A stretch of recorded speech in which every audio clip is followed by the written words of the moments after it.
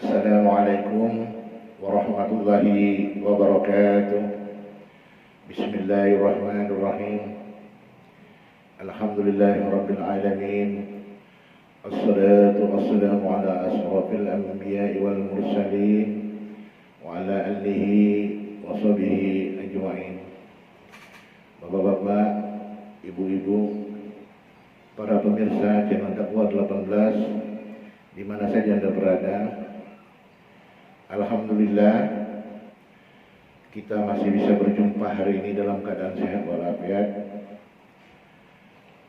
Dan juga saya ucapkan terima kasih sudah banyak yang datang jauh-jauh. Hari ini tema kita hanya membahas tentang menyambut 100 tahun akan muncul kepemimpinan akan muncul nanti kepemimpinan yang disebut Al-Mujahid, seorang khalifah yang menegakkan keadilan di muka bumi ini.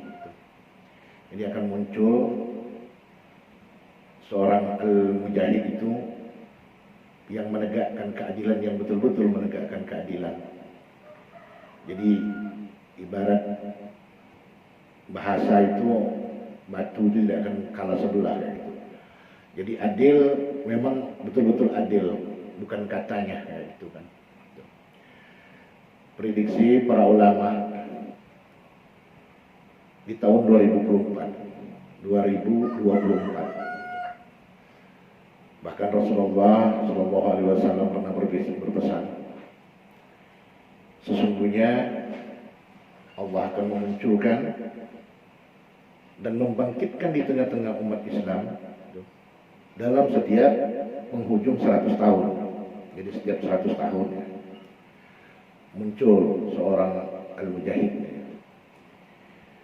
Dari perhitungan para ulama, Al-Mujahid pertama itu Khalifah Umar bin Abdul Aziz. Beliau adalah cucunya Khalifah Umar bin Khattab. Jadi beliau cucunya Umar bin Khattab. Lalu 100 tahun kemudian itu namanya Imam Syafi'i, gurunya Imam Ahmad. Dan kemudian 100 tahun yang akan datang sekarang, yang ketiga jatuhnya di tahun 2024 akan muncul keturunan. Nanti kalau dari para sepuh akan muncul nanti itu dari selatan. Sebenarnya sih bukan dari selatan, sudah muncul, sudah ada, itu keturunan Semar, asalnya dari selatan Pulau Jawa. Bahkan kejadian-kejadian ini itu sudah penelitian para pakar lembaga dunia tuh, dia lembaga hebat ya. Jadi nggak ada lembaga satu dari kaum muslimin ya. Nanti kita bahas.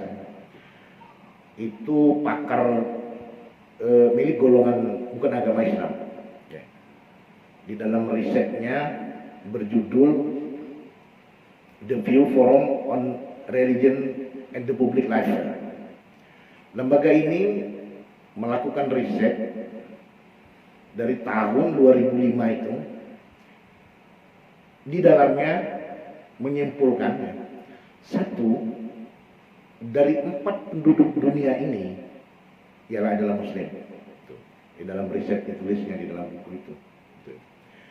Berarti perkembangan Islam di dunia maju sangat besar dan sangat luar biasa. Bahkan jumlah orang Muslim di dunia ini pada tahun 2005, riset mereka ini tahun 2005 itu 2,6 miliar lebih. Lalu mereka melakukan riset lagi, perkembangan dunia Islam tahun 2010 dalam prediksi mereka, dalam riset mereka sampai 2050, hasil risetnya itu dipublis, udah dibukukan, ya sudah masuk ke perpustakaan ya. Jadi diperkirakan 2010 sampai 2050 perkembangan agama Islam itu akan naik praktis sampai 73%. 73% itu yang beragama Islam di dunia ini naik 73%. Bahkan hasil risetnya di Eropa nanti akan muncul tuh 50-50, 50%, 50%. Jadi daratan Eropa itu akan menjadi 50-50. 50 beragama Islam, 50 bukan beragama Islam ya. Bukan orang muslim.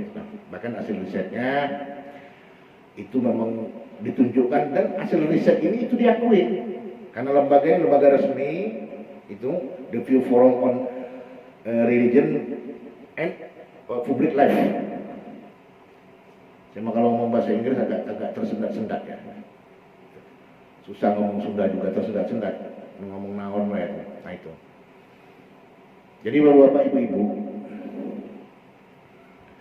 di seluruh dunia ini seperti seluruh daratan Eropa, Muslim sebesar adanya di Perancis. Yang terbesar itu adanya di Perancis ya. Di Perancis hampir 7 juta penganut Islam ya, yang ada di sana. Walaupun itu ada di balik gerakan pada waktu itu, gerakan yang disebut Islam apa namanya, yang dipimpin oleh seseorang, itu tidak perlu saya sebutkan. Karena sekarang ini kalau menyebut nama seseorang itu kita sering dikriminalisasi, dilaporkan, karena banyak yang tukang mengintai.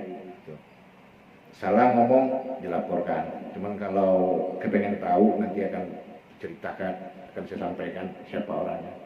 Bahkan mereka ya seorang presiden ya, tapi bukan presiden Indonesia ya, jangan salah ya. Itu.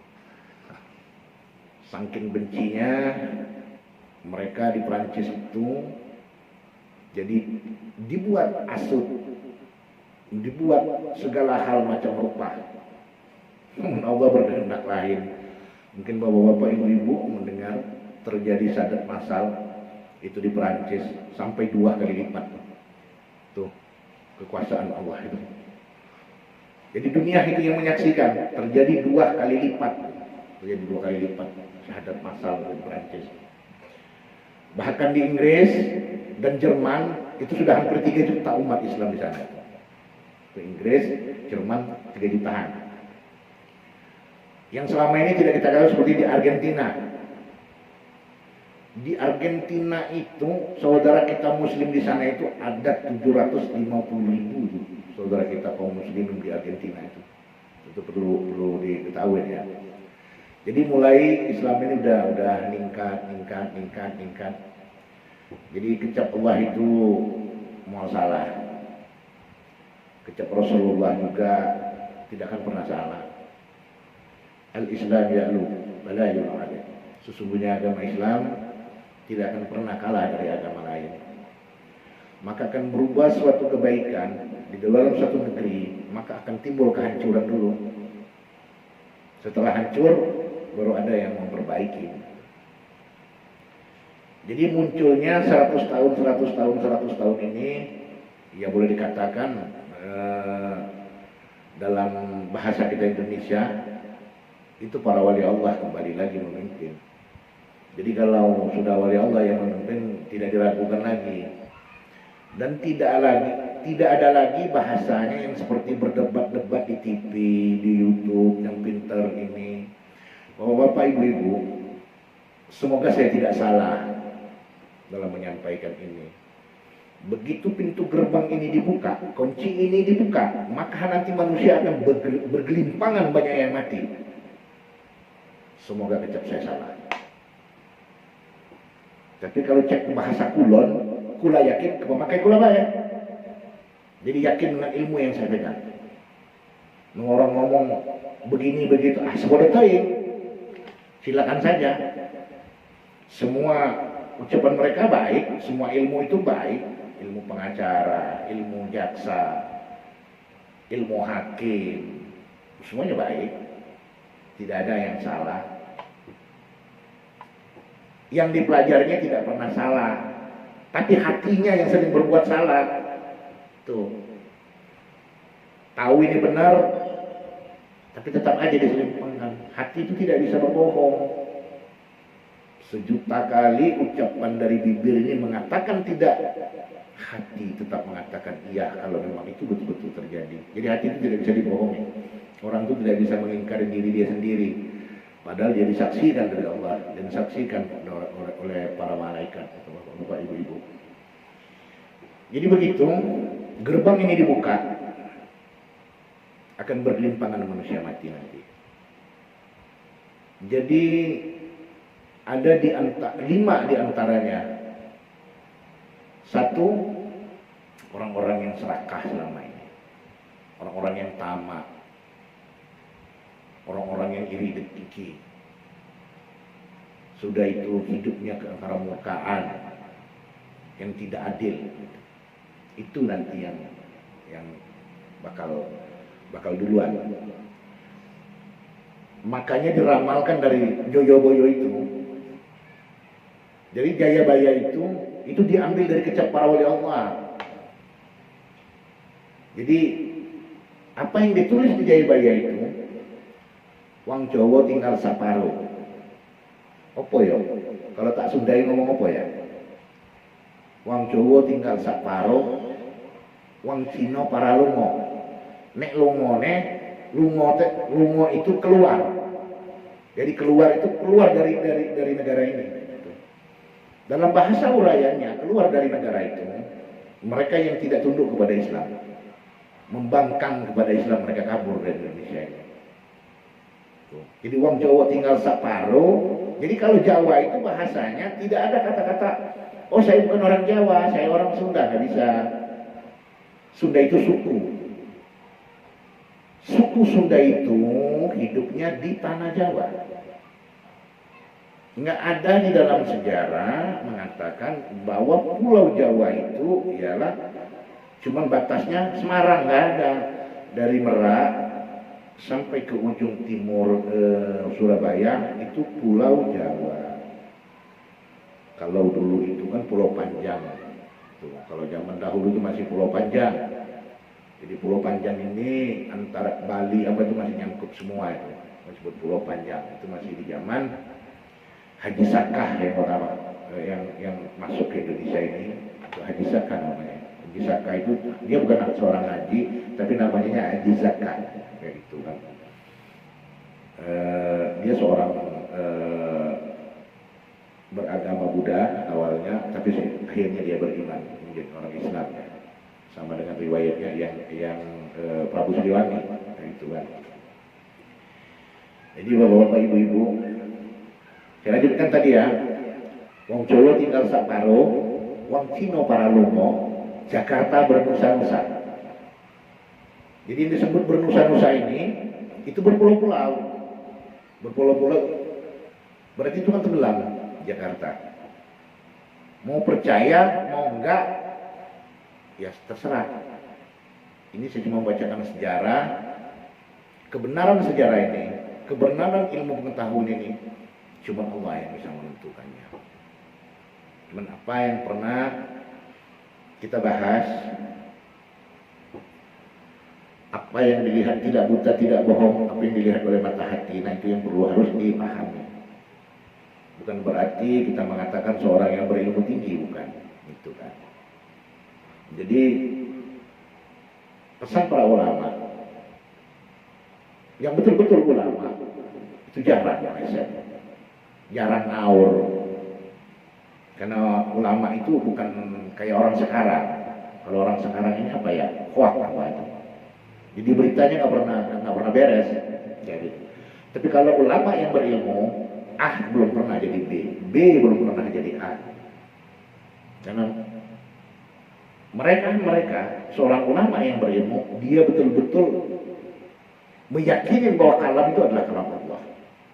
Ucapan itu kalam Allah. Ya sebenarnya kita juga harus yakin, karena kalam itu adalah sifat Allah yang kita pakai ini. Tuh. Jadi kalam ini, napas itu, napas juga hayat. Nah kalau orang mencegah, menutupi, sholat ditutupin, saya juga nggak ngerti. Tuh, seperti yang sudah terjadi, Allah uji coba kemarin kan, ada apa namanya, COVID itu kan, banyak yang sholat tutup mulut. Jadi dia baca inna sholati wa nusuki wa mayaya wa mamati, ngawur, gitu. Tidak ada kepercayaan. Nah disitulah Allah memberikan ujian, Allah memberikan contoh, mau tuh benar mau enggak kejadian alam dunia ini, ya. Setiap suatu peristiwa, sekecil apa di alam dunia ini, tanpa izin pun tidak akan pernah terjadi. Nah itu yang perlu harus dipahami. Bapak-bapak, ibu-ibu, begitu caranya kita memahami setiap apa yang difirmankan, setiap apa yang telah disabdakan oleh Rasulullah, kudu kita renungkan, jangan ditangkap sekaligus, ya gitu kan. Jadi lewat telinga kiri masuk telinga kanan, kalau bahasa orang zaman dahulu itu, gitu kan. Begitu bapak-bapak, ibu-ibu. Nah jadi sekarang ini, mari kita merubah. Kalau selama ini kita lalai, maka kita giatkan. Semoga begitu ini terbuka, ya Allah Karim, saya tidak bisa menceritakannya bapak-bapak, ibu-ibu. Karena sesuatu yang tidak pernah dilihat orang, itu tidak boleh kita ceritakan. Cukup diri kita yang mengetahui saja. Karena sesuatu peristiwa ini, itu tidak ada dalil. Tapi tidak ada dalil. Kalau orang dekat, boleh kita ceritakan. Karena melihat itu lebih baik daripada mendengar. Nah, itu. Ini peristiwanya. Jika ini dibuka, nanti semoga kita terpilih. Semoga kita terpilih. Dalam mengurusin segala hal ini. Dan yakinlah bahwa ini tidak lama lagi. Kita sudah nyampai di gerbangnya. Sudah tinggal buka pintu. Maka kurang lebih waktu pertemuan kita tausiah 2 minggu atau 3 minggu yang lalu itu pernah saya bahas sedikit, pernah saya buka sedikit tentang permasalahan ini.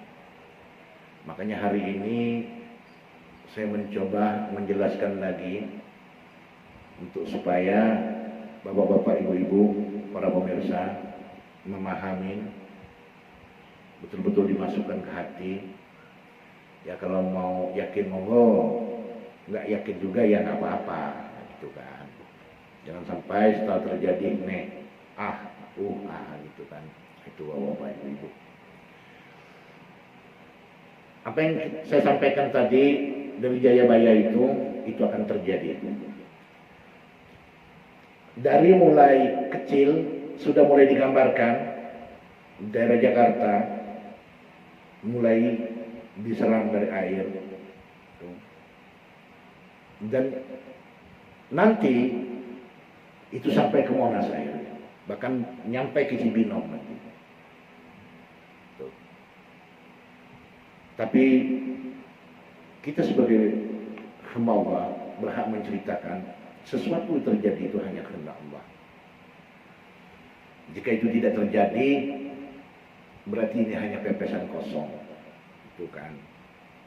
Namun kembali kepada jati diri kita masing-masing, begitu. Bukan berarti menceritakan lalu menakut-nakutin beribadah, lalu taat ini. Ketaatan itu ada di dalam hati sendiri.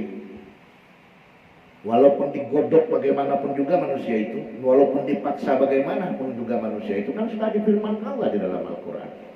Al-Jumar ayat 22 itu kan. Afaman talalallahu saddarul Islam fawahan nurin birabbihi. Apa yang ditanamkan dalam dada dan hatimu tidak lain nur daripada Tuhan kamu. Jadi kalau dia tidak mendapat cahaya dari Allah, mau bagaimanapun juga tidak bisa. Sekalian anak kita, jangankan lagi orang lain. Jadi Yang bisanya kita hanya berdoa. Negara dalam keadaan carut marut sekarang, doakan. Nah gitu. Asalkan mereka tidak mengusik. Kalau mereka sudah mengusik, itu lain cerita. Dalam kata-kata mengusik itu, kan belum ada yang disuruh berhenti sholat. Kemarin itu azan disuruh kecilkan. Mangga, silakan. Suka-suka dia lah, kayak gitu. Selagi kalau sudah disuruh jangan beribadah, itu kan lain cerita. Namun kan belum ada kan? Nah itu. Jadi kita mempersiapkan diri, banyak-banyak eling kepada Allah. Wong Jawa tinggal separuh, berarti kan mati di Pulau Jawa ini separuh. Alam walam lah. Tapi para ulama meyakini hal ini akan terjadi. Cikal bakalnya akan terjadi. Karena nanti akan di tahun 2024 itu sampai ke penghujungnya, karena tidak lama ini, itu tidak ada lagi yang hidupnya sengsara di Indonesia ini. Tidak ada lagi sengsara, saya ulangi ya. Tidak lagi hidupnya jadi pengemis. Tidak ada lagi rumah yang ada gubuk-gubuk itu dari 2024 sampai seterusnya. Sudah tidak ada lagi orang Mesir. Awas ingat, jika nikmat ini sudah diberikan Allah Subhanahu wa taala, maka secara pelan-pelan Allah tarik nikmatnya. Brung ditarik. Nah, itu. Ya kalau nggak begitu kapan kiamatnya? Kiamat besar maksudnya. Kalau kiamat kecil itu sejak dari tahun 70 sudah terjadi. Ya itu. Pengikut-pengikut Dajjal sudah terjadi. Nah itu kan. Kiamat kecil sudah terjadi. Gitu. Apa pengikut Dajjal itu? Yang menghalalkan laki-laki dengan perempuan boleh berhubungan. Yang joget-joget telanjang di atas pentas, susu dihambur-hamburkan, itu pengikut Dajjal. Kalau nggak percaya, tunggu nanti Dajjal datang. Mau percaya, Allah meteruki. Tidak percaya juga, ya Allah nggak rugi, saya juga nggak rugi, terserah. Tapi kalau merasa ada yang tersinggung, mau marah, datang ke sini, ini dalilnya. Kalau mau marah, marah dengan Rasulullah, marah dengan Allah. Saya cuma menyampaikan. Makanya saya jarang mengeluarkan dalil ini. Tapi apa yang saya bicarakan, semuanya ada fakta. Tidak ada yang direka-reka, ada buktinya. Saya tidak berharap untuk menjadi pertengkaran. Kalaupun itu terjadi, agar mereka memahami, ya gitu kan. Biar dia datang ke sini, ke kampung kita ini. Kampung ini banyak orang miskin, tapi hatinya bahagia. Begitulah bapak-bapak, ibu-ibu. Jadi persiapkan, jangan sampai kita termasuk orang yang diancam. Pengancaman ada namanya suatu pasukan, satwa di dalam Al-Quran itu. Nanti kita bahas, nggak perlu kita bahas sekarang. Yang itu yang jadi tentara-tentaranya Allah yang akan menghabisi nanti. Tidak ada sulit bagi Allah merubah suatu kaum itu, tidak sulit. Bagi Allah itu nggak ada yang sulit, gitu kan. Maka kita mulai dari sekarang persiapkan diri banyak-banyak zikir, lagi duduk, lagi berjalan, tepat pada waktunya sholat. Kalau zikir ini kan tidak ada waktu, 24 jam. Jadi diperintahkan dulu Allah kepada Rasulullah umatnya untuk sholat 24 jam. Itu bagi yang berilmu masih dipakai sekarang. Bagi yang berilmu kan. Ya, kalau sholat 5 waktu lumrah, itu mah lumrah. Itu bapak-bapak ibu-ibu. Jadi kembali lagi tadi, bahkan itu ada riset, lembaga riset dunia itu, pakar sejarah dunia, namanya Paibin Yosef Arnold. Dia itu pakar sejarah ya, berasal dari Britania. Gitu. Dia mulai dari tahun 1954. Beliau itu sudah melakukan riset dan hasil risetnya sudah dibukukan berjudul Civilization on the Trial. On the Trial. Jadi ujian atas peradaban, gitu ya. Ujian atas peradaban. Nama pengarang buku ini itu tadi Civilization bukan Civilization, Toynbee Joseph Arnold itu pengarangnya ya, pengarangnya. Cuma kalau ngomong bahasa Inggris enggak essay ya sebenarnya. Year.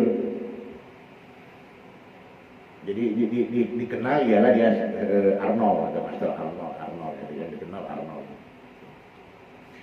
Dan juga dia mengakui bahwa dia bukan seorang muslim ya, karena dia pakar sejarah dunia objektif dia.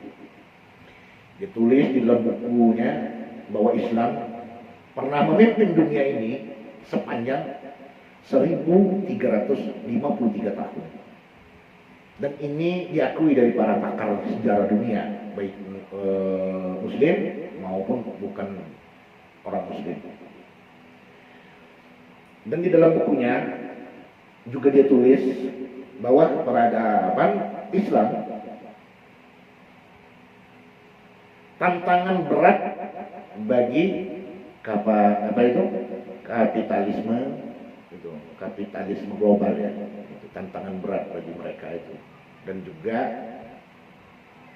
pusat komunisme internasional dinyatakan dalam buku akan tumbang di dalam bukunya. Bahkan kapitalis Amerika itu juga ikut tumbang. Dia tulis juga dalam bukunya bahwa dunia Islam akan kembali memimpin. Bapak, ibu-ibu, para pemirsa, channel Dakwah 18, bahwa Islam ini akan bangkit, akan memimpin kembali. Jadi untuk sekarang ini tahan diri, jangan kita mudah tersulut emosi, karena ini sudah mendekati puncak, nanti kita rugi. Karena kalau kami perhatikan akhir-akhir ini di Jakarta ini sudah mulai ngalir ngidul ngetan kalau tak Jawa ya. Kalau bahasa Sunda teh tepugu. Ini ngaku benar, ini ngaku benar. Kalau ulama jangan salah ngomong. Kalau salah ngomong di penjara. Salah ngomong di penjara. Gitu. Padahal yang berbuat ini itu orang muslim juga, sesama muslim. Apalagi kemarin sedikit saya bahas keluar dari tema kita, biar bapak-bapak ibu-ibu tahu. Ada seorang kiai menjadi saksi ahli, itu kasusnya Gus Nur dengan Bambang Tri tentang permasalahan mubahalah. Saya tidak menantang beliau, saya cuma memperingatkan. Kasihan sudah tua, tidak ada satupun umat di muka bumi ini yang berani menentukan hukum mubahalah. Karena hukum itu yang telah dibuat oleh Allah Subhanahu wa taala sendiri. Tentang sanksinya sudah dibuat Allah. Tentang kebaikan di dalam mubahalah itu sudah dibuat oleh Allah. Adil Allah sudah buat. Maka tidak boleh campur dengan urusan Allah. Kalau yang sudah ditentukan oleh Allah, maka belajar agama itu harus kudu paham. Yang mana yang harus kita jelaskan? Boleh menyampaikan, tidak boleh menjadi saksi. Hukum saksi itu harus paham. Kudu paham. Ngapal saya siapa kiai ini? Ya gitu. Ya untunglah lawyer-lawyer itu masih kayak Bang Edi Sujana, si satunya siapa itu lupa saya, itu kan Asmuddin. Jadi saya menghimbau kepada para yang ngaku-ngaku ulama lah ya. Kalau itu jelas ngaku-ngaku ulama, kalau udah kayak gitu, ngaku-ngaku kiai, nggak paham. Orang yang menjadi saksi, orang yang mengetahui itu dengan dasar hukum. Ya sebenarnya es campur juga. Tapi saya udah nggak perlu S2, S3, es campur itu udah saya nggak perlu lagi. Nah, itu. Orang menjadi saksi itu orang yang mengetahui, kenal belum dengan salah satu, bahkan belum pernah berjumpa dengan pihak yang pertamanya, belum pernah berjumpa dengan pihak keduanya. Dia sudah menentukan tentang permasalahan hukum mubahalah itu begini. Loh, itu sangat fatal yang seperti kayak gitu. Sedangkan hukum mubahalah ini, aturan mubahalah ini bukan manusia yang buat, Allah Subhanahu wa taala yang membuat. Maka jangan mencampuri urusan Allah. Sama dengan orang sembahyang disuruh nilai, sama dengan orang ngaji disuruh nilai. Jangan ada yang berani menilai. Mau jadi juara 1, juara 2, jangan. Dosa paling besar itu, terkecuali membaca Al-Quran minta dinilai oleh manusia, itu beda lagi, minta pahalanya kepada manusia. Kalau membaca Al-Quran minta kepada Allah, berarti Allah yang menentukan. Kok berani-berani umat ini menentukan dia juara 1, juara 2? Kalau mau adil semua, jadi nggak usah dipilih-pilih. Menurut kami itu si Abdullah yang paling bagus, si Samit juga bagus. Nih 5.000. Itu seharusnya begitu cara menetapkan hukum tentang permasalahan beribadah, terkecuali memang itu untuk dilomba-lombakan. Kalau unsur sengaja, haram hukumnya. Itu aja.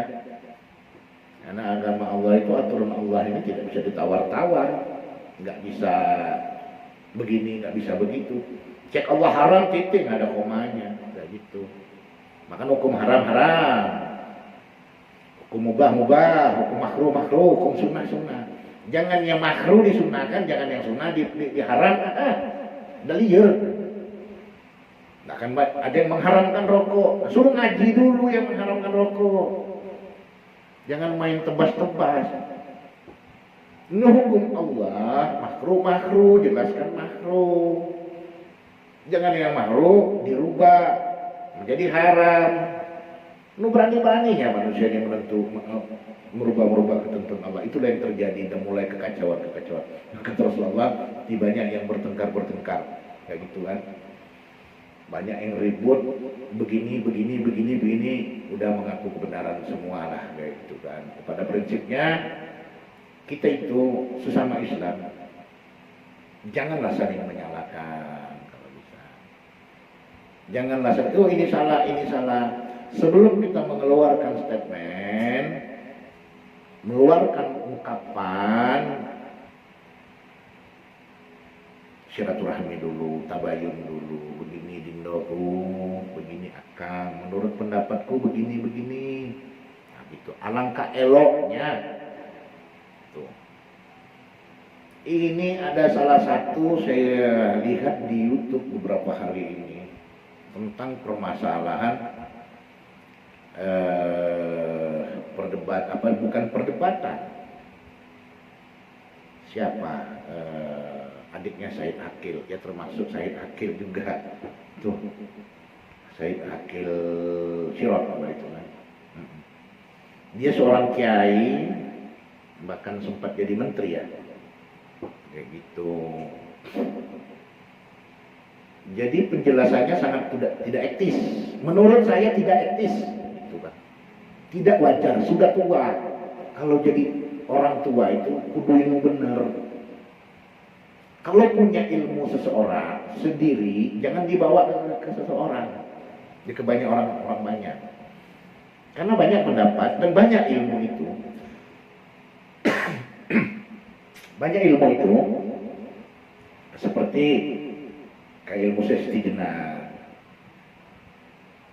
Sehingga banyak orang yang salah menafsirkan bahwa Siti Jenar itu sesat. Karena sebenarnya yang sesat bukan Siti Jenar, yang ngomongnya sesat kayak gitu. Karena kudu ngerti dulu. Tidak akan pernah salah Allah mengutus para walinya. Jadi jangan belajar baru ilmu syariat udah berani menyalah-nyalahkan orang. Begitu. Cuma buku dibaca, kitab yang dibaca cuma satu. Kitab ini, kitab usul, kitab fikih. Belum dibaca, udah menyalah-nyalahkan orang. Nah, kalau yang bid'ah itu nggak usah diurusin. Itu memang orang yang udah nggak masuk di akal. Anak SD baru belajar agama. Begitulah ngaco ngomongnya kayak gitu kan. Jadi apa ya? Itu tadi kekacauan ini memang harus terjadi.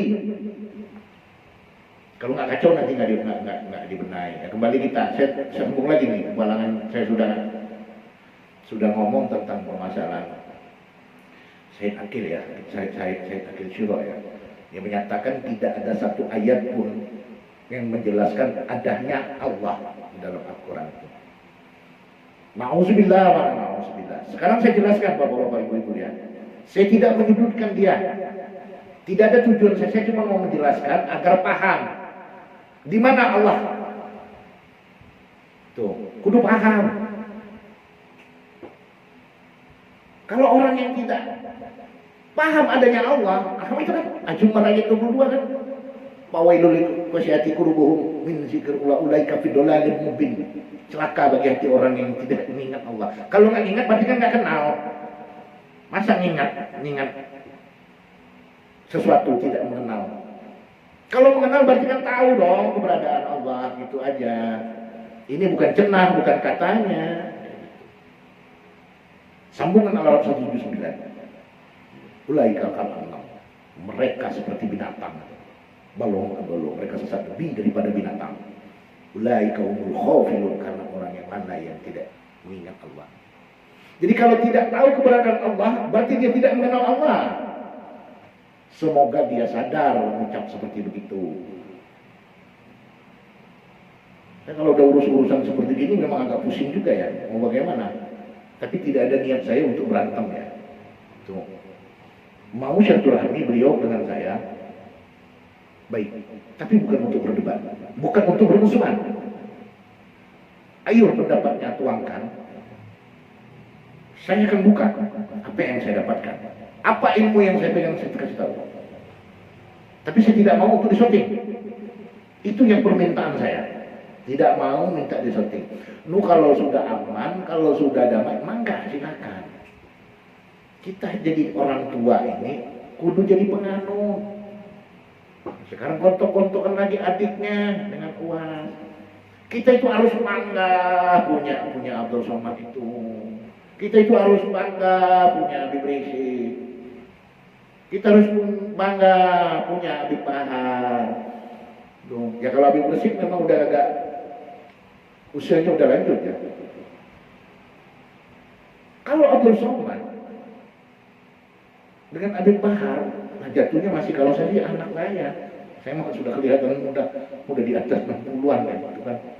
Tuh jadi kelihatan muda kalau saya kayak gitu kan. Udah mendekati.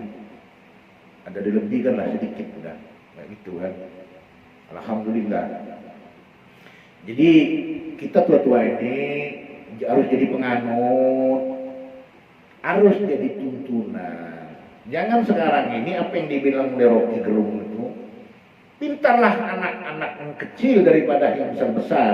Lebih akalnya lebih panjang anak-anak kecil daripada yang sudah besar-besar, yang udah tua-tua bahasanya kayak gitu kan. Mau didebatkan seperti itu apa sih? Kayak gitu. Ini mau ngomongkan tidak boleh lagi dipanggil kafir, non muslim. Ya Allah karim. Bapak-bapak, ibu-ibu jangan terkecoh ya. Mohon kalian jangan terkecoh ya. Cek sunat tong didengek begitu-gituan, tong didengek. Tong didengarkan, jangan didengarkan. Nun non itu bahasa siapa? Nah, para pemirsa channel Dakwah 18, non itu bahasa siapa? Muslim termasuk dalam bahasa itu dipakai oleh bahasa Inggris. Non-Muslim, nu gaya-gayanya orang Barat. Sepakat lagi ulama katanya. Ya Allah karim. Jadi sesuatu yang tidak dimusyawarahkan, sesuatu yang tidak dikumpulkan dengan cuma satu kelompok saja sehingga diumumkan untuk semua orang. Makanya kata Rasulullah, ahlus sunnah al jamaah itu yang disebut ahlus sunnah al jamaah itu. Jadi tidak apa ya? Ntar kita sambung lagi ya. Sebentar ada ketrebel lagi nih kayaknya. Ya oke ya. Ntar kita sambung lagi. Ayo coba bapak ibu-ibu. Nanti kita sambung lagi. Ini kayaknya ada ketrebelan.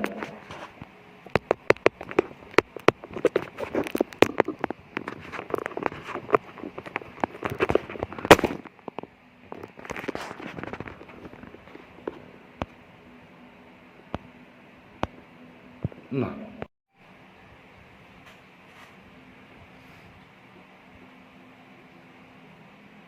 ada ketrebelan sedikit, bukan treble keributan, itu yang rekamannya. Oke, tadi sampai kemana? Oh ya, masalah halus sunnah tadi ya. Kita jelaskan lagi tentang permasalahan Bapak Said Akil Syirot tadi lagi. Jadi kalau memutuskan suatu perkara ya, memutuskan yang banyak dipakai umat manusia di Indonesia ini mayoritasnya hampir kalau dulu kan 98%, gua nggak tahu lagi sekarang ya gitu kan berapa ya gitu kan ya, rata-ratanya orang Islam yang buat diundang begini ceritakan kami tujuan kami begini kayak gitu kan. Kita memang diajarkan oleh Rasulullah urusan perbedaan agama itu urusan masing-masing kayak gitu kan. Tapi jangan merubah tantangan cuma karena nggak enak. Belum juga pernah saya dengar, umur saya sudah 60-an, belum pernah terjadi di Indonesia ini orang Muslim memanggil orang kafir itu di tengah jalan, hei kafir, belum pernah. Jadi nggak usah diperbesar-besarkan kayak gitu. Kalau dia jauh yang tidak didengar dari orang kafir, Islam itu punya adab, udah tahu nggak usah diajar. Jadi nggak perlu sehingga terus untungnya apa saya pertanyakan? Merubah seperti kayak gitu untungnya apa? Urusan mereka itu tidak boleh dicampurkan dengan orang-orang Islam. Islam nggak perlu diajarin karena bukan baru masuk Islam. Ini orang-orang diajarin kayak orang baru masuk Islam. Menurut, coba pikir ke sana, itu prediksi orang pasti arahnya larinya ke sana. Maka sebelum kita melakukan apa, mengucapkan sesuatu yang buat mikir. Karena kita hidup ini bukan hidup sendiri di bumi ini, banyak orang yang hidup. Bukan berarti saya menyuruh untuk memusuhin orang-orang di luar, bukan Islam. Urusan ini dibongkar, yang dipinta orang Islam, sementara mereka bukan orang Islam. Cek sunana penawan sih teh. Terus untungnya apa? Jadi yang tidak manfaat dipersoalkan. Umur kita hampir sama, mungkin kita sejajar, mungkin tua Pak Said Akil sedikit, mungkin tua juga saya sedikit, muda saya sedikit, antara itu aja. Itu.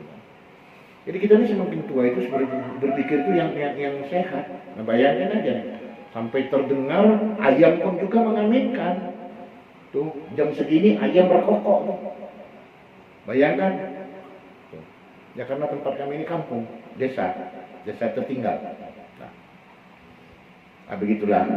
Saya mohon maaf sebelumnya Pak Said Akil, jika Pak Said Akil menonton video ini, tujuan saya tidak ada untuk memperburui.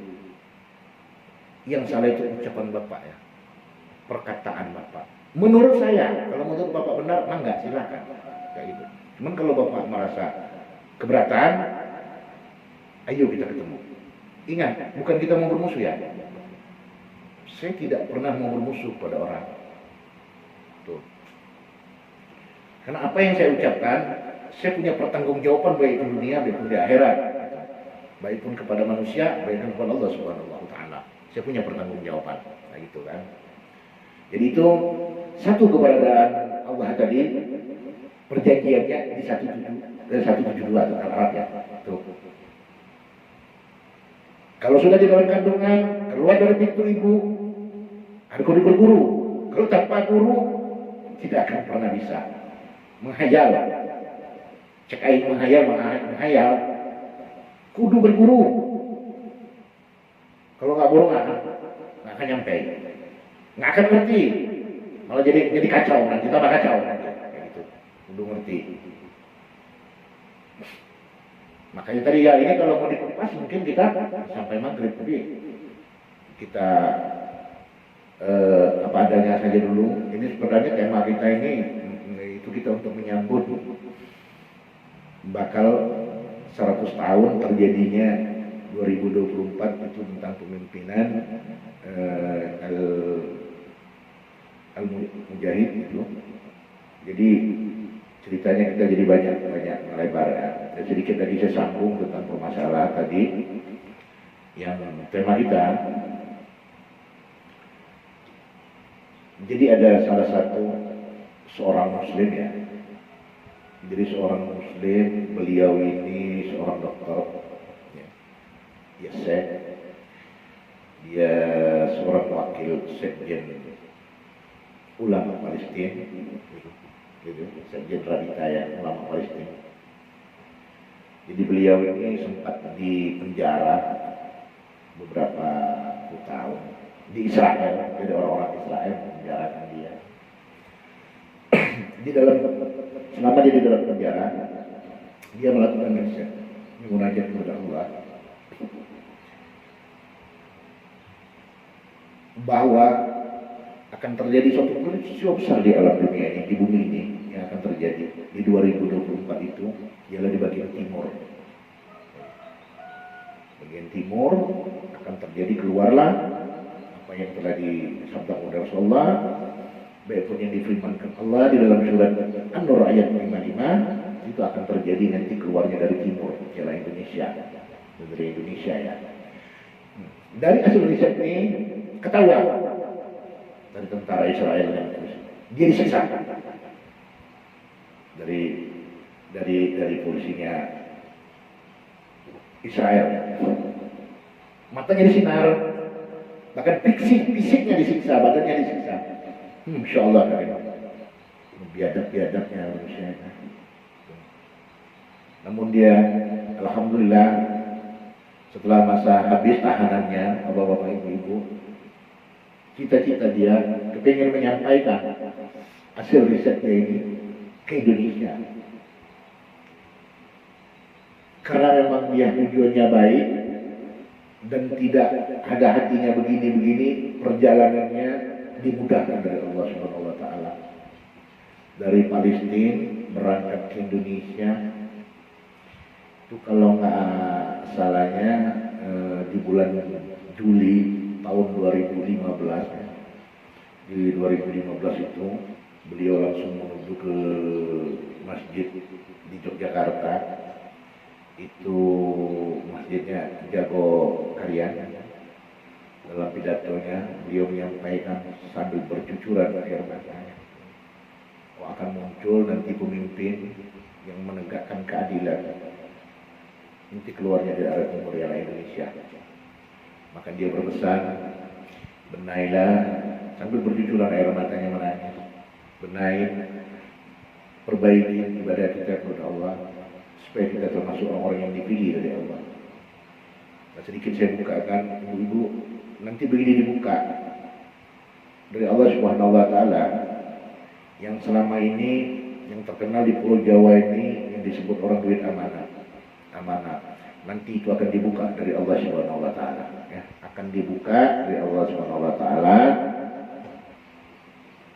dan orang-orangnya yang belum pernah kamu kenal tapi pernah berjumpa. Nah, itu. Kalau yang ngomong pemegang cek aing wadul.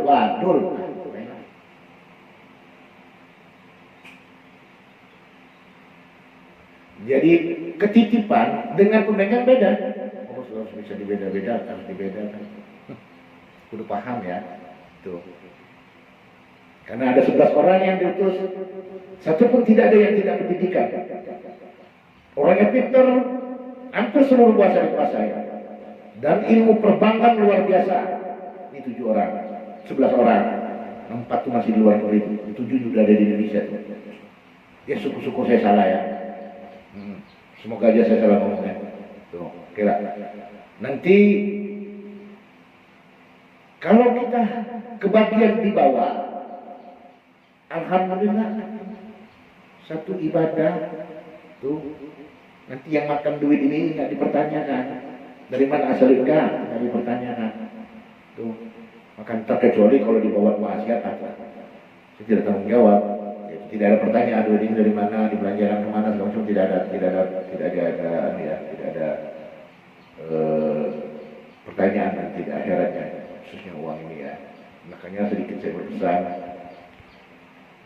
para yang mengaku sepuh-sepuh, sadarlah, jangan mengecewakan orang. Ini udah tanda-tandanya dekat. Nanti siapa yang mengecewakan orang lain, menyusahkan orang lain, maka dia akan rugi sendiri. Ini pesan saya. Menurut alhamdulillah, menurut juga alhamdulillah ya. Bapak-bapak, ibu-ibu, nah itu tadi yang disampaikan. Salah satu yang penemuan risetnya ialah dia seorang muslim ya. Jadi ada 2 lembaga, sebenarnya bukan 2 lembaga saja, beberapa lembaga. Cuman yang ada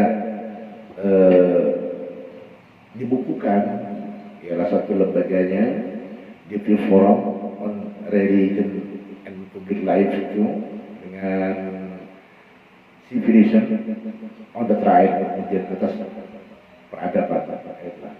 Itulah nama pengarangnya, si Mr. Arnold. Jadi sebab Bapak Ibu. Jadi mulai sekarang ini apa yang telah kita pelajari, kita ajarin, kemudian di kemarin-kemarinnya tolong itu diperdalami. Dan pesan saya, tolong kudu sabar, jangan terpancing dari hal-hal yang akan merusak. Saya tidak terlalu panjang lebar untuk menceritakannya. Semoga apa yang saya ucapkan ini itu salah, ada pandangan saya kurang bagus di tahun 2003 ini. Semoga apa yang saya pandang itu salah, karena saya manusia biasa. Aku hati-hati dan jangan sampai terpancing, biarkan saja. Terkecuali itu tadi, kalau sholat sudah dilarang, itu sudah lain cerita. Kalau ada yang melarang nggak boleh sholat, bapak-bapak, ibu-ibu kesini, tolong kabarin saya. Nah, itu aja. Baiklah bapak-bapak, ibu-ibu dan saudara-saudaraku sekalian, sudah menjelang dekat maghrib kita. Cukup sampai di sini dulu. Sebelumnya, dikala ucapan saya, baik pun pemirsa channel Dakwah 18, ibu-ibu, bapak-bapak, yang ada menyakiti hati, mohon saya dimaafkan. Dan seperti tadi, sekali lagi saya ulangi kepada Pak Said Akil, tujuan saya tadi bukan memarah kepada Pak Syed Akil ya. Saya marahkan yang diucapkan. Pak Syed Akil masih saudara saya akui masih saudara saya, dan ini dari hati saya. Yang saya tegur adalah ucapan yang keliru. Karena ucapan itu ada dua hal. Yang mana yang dipakai? Itu nggak usah lagi dibahas ya. Panjang lagi nanti. Itu yang perlu saya sampaikan. Tolong saya dimaafkan. Namun apa yang saya bicarakan, saya bertanggung jawab. Demikian ibu-ibu. Saya akhiri. Wabillahi taufiq wal hidayah. Assalamualaikum warahmatullahi wabarakatuh.